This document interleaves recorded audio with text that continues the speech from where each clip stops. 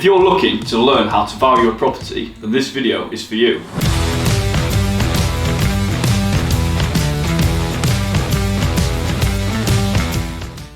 In the last video, we discussed how to find valuable properties in valuable areas. But in this video, I'm going to dive into how to analyse a deal and the due diligence on the property value. Knowing the market value of a property is a key skill to becoming a successful investor, and understanding the asking price that the vendor wants is irrelevant. It's the market value of the property that you're going to need to know. And at the end of this video, you're going to know how to find this. So we're going to need to know what the property's worth today in this market and what it's going to be worth after a refurb. So we do this by finding comparables of properties that are in similar condition in the similar area. So the key comparables we need to look for is a property with the same number of bedrooms, the same type of property, so for example terraced or semi-detached, and also the same condition, so excellent condition or average condition. We need to know this by looking at pictures on Rightmove. We also need to make sure that the properties are valued in the same area, so ideally sold in the same postcode or within a quarter-mile radius of the property you're looking to buy. So when you find this comparable, it's important to remember that you need to find recent comparables, so ideally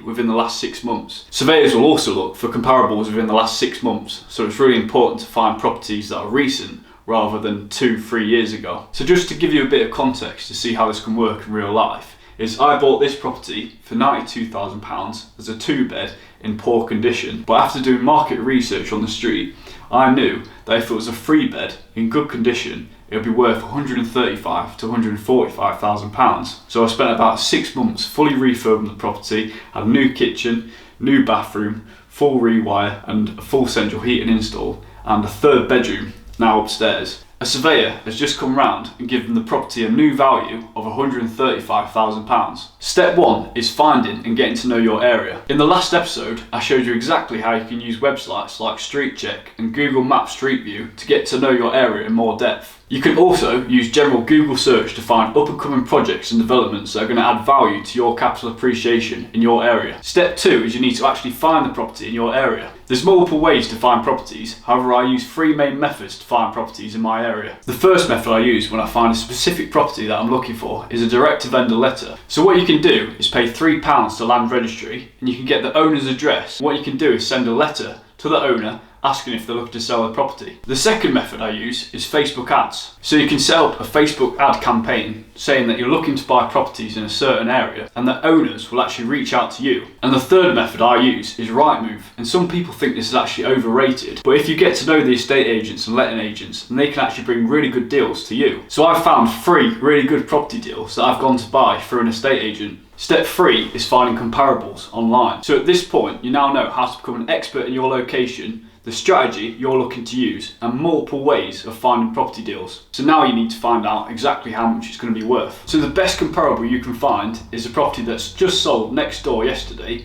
that has the same number of bedrooms, the same type of property, and the same condition. Here's an example of how you can value properties in your area. So I bought this property for £89,000 after a sale fell through last year on St Hugh Street in Lincoln. So it was a 2-bed property. So as you can see on this floor plan, you've got 2 bedrooms and a bathroom upstairs and a lounge, dining room and kitchen downstairs. So as you can see, the property wasn't in the best condition. Some very strange wallpaper choices. So all I did for this property was stripped off the wallpaper, re-skimmed the walls, minor renovation to the kitchen and bathroom, refloored throughout and then also decorated. It cost around about £11,000 for all the works. Also got the roof repaired as well. So it wasn't a massive refurb, but bought it for £89,000, £11,000 refurb.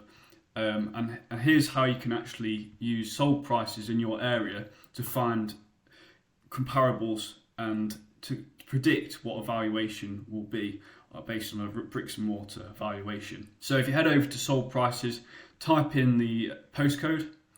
And what you should really use is the property next door, but obviously if that's not available, most times it's not available. But for my particular circumstance, it actually was available on 29 for 135. So that was quite good to know straight away, right off the bat, because that was bought before I bought my property.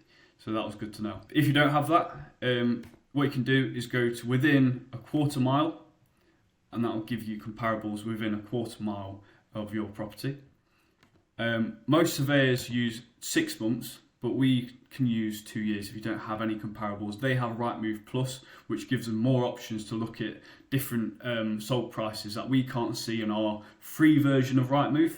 So I use last 2 years. The more recent, the better. For this property, it's a mid-terraced, so I'll use terraced. If it's semi-detached, use semi-detached. And also, likewise, if it's freehold, use freehold. What you should do on your market research is find 3 comparables that are in similar condition, same type of property, and the same location. So that's exactly what I did when I bought this property. I found 3 comparables, and here's how you can do it. So you can look at this property, for example, is across the road, bay fronted window, so it would be worth a bit more, and also it's uphill and a better, street. So it's 2-bed. Let's have a quick look at the condition. Yeah, so in very good condition relative to mine. But it's not amazing. It's not in excellent condition. It's just in good condition. So it's something to bear in mind as you do your research. 3 beds selling for 165, 144, and then obviously you've got these anomalous results, so 108, 110. But that's you need to know this information for bottom margins. There's one here, a 3 bed that sold for 94. Will it have any pictures? Yeah. So that's in pretty good condition. So it's worth researching the road. You need to know exactly how much each street is worth, because there's quite a big range here. There's 160 to 90. So you really need to know this. But when I did my research, I came up with a figure of £125,000 to £135,000. It's recently just been remortgaged for £135,000. So really good deal, and it's worked through doing the research, getting the refurb done to a good quality spec with not too much money in, and this is how you can do it. After looking at the comparables, you should now have a really good idea of what the property's worth now and fully renovated. Something you should be bearing in mind is where is the value add. So you can look at adding an extra bedroom, renovating the kitchen or bathroom, or adding off-street parking. Just bear in mind that every street has its ceiling price, so getting to know the renovation costs is essential to making sure it's worth doing or not. In the next video, I'll be breaking down a full renovation, so you'll have an idea of how much everything costs in my area. If you want to watch a full breakdown of how I valued my next deal, you can check it out here. Thanks for watching today, guys. In the next video, I'll be discussing how to find the right builders for your property renovation and a full breakdown on estimating refurb costs. Make sure to click like and subscribe, and I'll see you next time.